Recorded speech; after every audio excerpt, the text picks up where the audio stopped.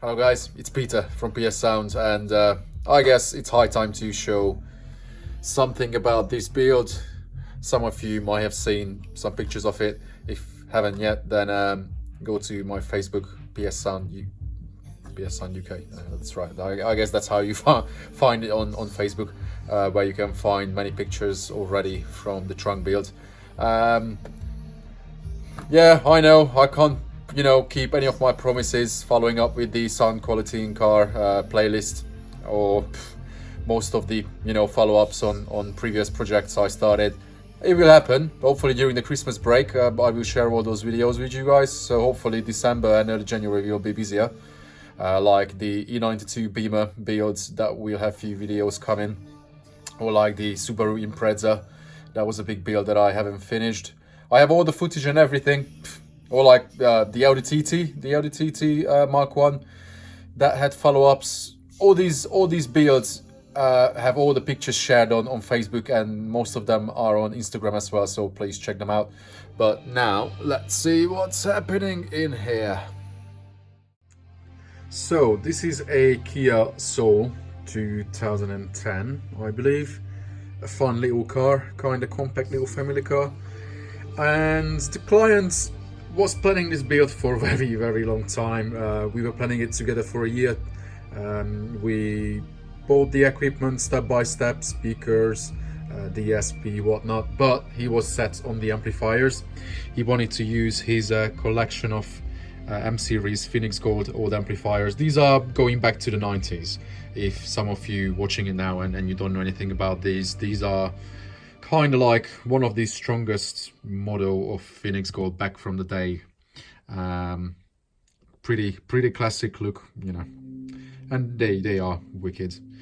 They were all freshly serviced by Gordon from M-Doctor in UK, so they have new caps in them. They should be fine for another 20-30 years. And so at the moment we have the M100. It's a big 2-channel, so that's going to be bridged for the sub, which is going to be a 12-inch hybrid audio Clarus, dual 2-ohm wire to 4-ohm, so then the amp will be bridged, giving more than enough power for that 12-inch sub. Then the M25 2-channel is going to run the tweeters, and the M44 is going to run the mid bass and the mids. Tweeters are going to be Audible Physics,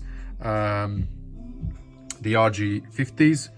Then the mids are going to be the RG100s, and then the mid bass is going to be the same Audible Physics brand, the AP 6.25s, kind of cheaper line mid bass, but they punch way beyond their price tag, and then they are little secret SQ weapons for the money.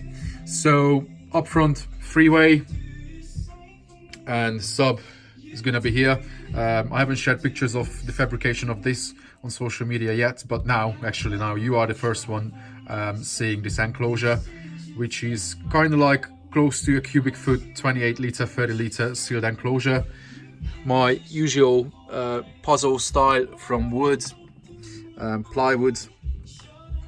There's a little cavity down there, which is basically the mounting for the enclosure mainly, but it's bolted down at 2 points over there, 1 point over there, and 2 points bolting it to the OEM subwoofer location, because originally there's an 8-inch subwoofer going into that cavity of the trunk. I'm using those mounting points as well, so now the box is mounted in at 5 points, and it's so rock solid. You can't see it like that. I should put the phone down, and you could see that when I shake that, the whole car is moving, shaking, but nothing rattles. That box doesn't move a fraction of a millimeter. So that's gonna be nice and solid there, as well as the whole amp rack is bolted down to actually one single point. But because the box is mounted to that, and then the box is mounted to the side, then that also fixes the whole rack to the side too, as well as at the bottom the spare wheel well has a mounting point for the spare wheel. I'm using that for you can see a bolt down there that pulls the whole structure down, because the upper base plate is bolted to that, so it pulls everything down and nothing moves. All the features in the car are using machine fixings, threaded inserts and machine bolts, so yeah, nothing has a chance to move in here. Our DSP is a Zapco DSP4 Mark II, second generation DSP, 8 channel. We are running analog input from a cheap Pioneer head unit. Don't even ask me the model, I don't know. That wasn't my idea to use that DSP, but it's pretty cool, you know, when accessibility and, you know, connectivity is the main factor for phone, you know, navigation and whatnot, then yeah, it's all right. So that comes on analog input. And then we have a FiO DEP, an X5 Mark III, running with digital coax output, which comes through this little digital converter. So it converts the coaxial input into optical on the other side. Coming in there, you can see a little optical cable there. That needs 5 volt though, that's why we have a power supply for that. So we have straight digital input into the DSP. And before you think, oh, you have lost because you have conversion there, well, I tell you what, when you have digital to digital conversion, you have no loss, except when you want to play, you know, anything beyond 96k, what optical cable is limited to, then yes, you may have issues when you want to play 192 24-bit tracks, but most of the tracks the client is going to play is going to be 44.1k 16-bit CD quality anyway, and the DSP would downscale anyway. So, but at least we have no conversion, straight direct digital information straight into the DSP if we want to. It also has inbuilt Bluetooth, which is really cool quality. We have proved with many builds, even the competition field, and that DSP does really well.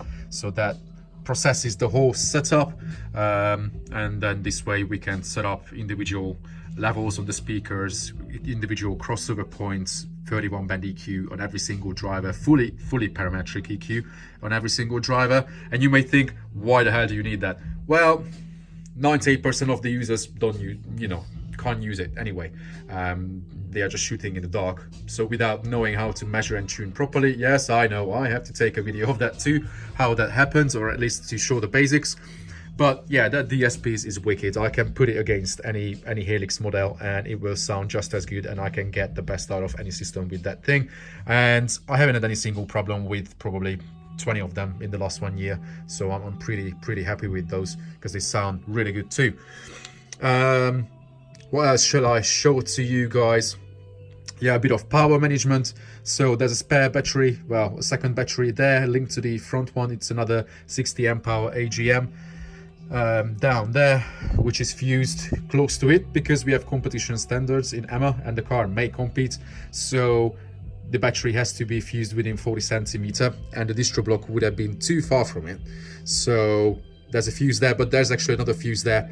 It doesn't have to be double fused, but you know, that could have ran to the top of the distribution block, but I wanted a neat look, so it's coming in from the fuse side. That's why there's another fuse there, but it's the same rating, so it's all good.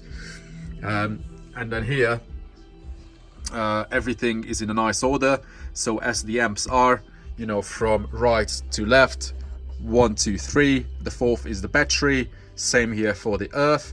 And then here we have DSP, head unit, front switch, and then we have the LED controller.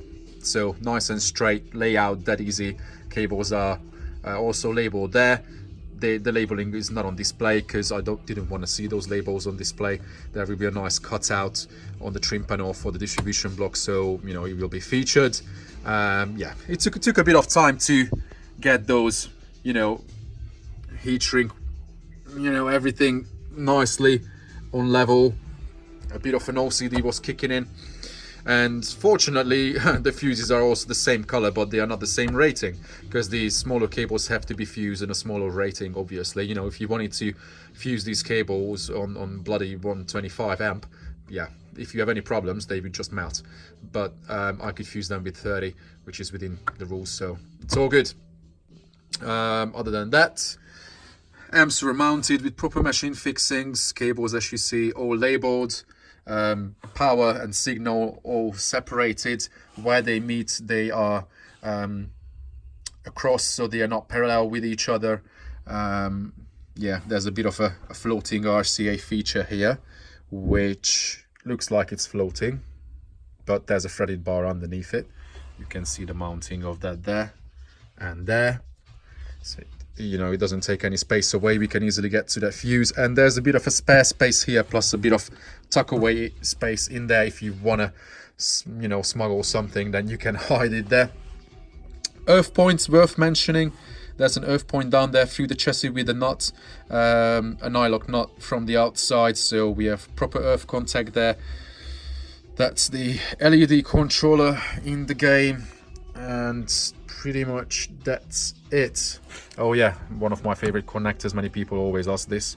It's an XT60. They use it on kit cars as well or whatnot, or little power supplies. You can buy different sizes. This is the XT60. There's a bigger one, XT90, for thicker cables, but this is enough for the sub for us. So, you know, it's always safe to disconnect it, and it never fails. I use bullet crimps sometimes, especially for smaller speakers up front, which is all right as well, but this is definitely a better way. Or you can use, you know, PowerCom like they use in PA World, and they are also very safe and proper connection type. For now, I think this is where I have to finish it, because there's not much more I can show. I have to finish the speaker installation up front, plus trim panels are coming here, and lights and whatnot. Where's actually the LED controller? There are a few lights in here already, not all of the lights. There are lights coming elsewhere as well, but yeah, it's gonna be really cool. A bit of a show effect. Would you please fade? Oh, it fades. Yeah, you can see a bit of color movement in here. It will be, yeah. I have to bring a bit of 90s back, so I can't go super crazy. I can't use things that people use nowadays, a lot of perspex, edgelit and whatnot, because it wasn't that popular back then. I don't know how to pull in carpet into the game, because carpet was very popular back then, but I want to keep some of the wood effect, because I really like this wood. Well, what you can see behind the power distros, that's gonna be like that anyway. So this is it for now, guys. Please subscribe to the channel if you're not subscribed yet. Check out all the playlists with all the videos. There are hundreds of videos in the video section as well, where you can learn a lot, find little tricks and tips. I'm sure I miss now shitloads as well, but yeah, go on Facebook and Instagram, check out all the pictures, then you will have a better, probably more detailed idea about what's going on here. And yeah, hopefully I can talk to you very soon. Take care.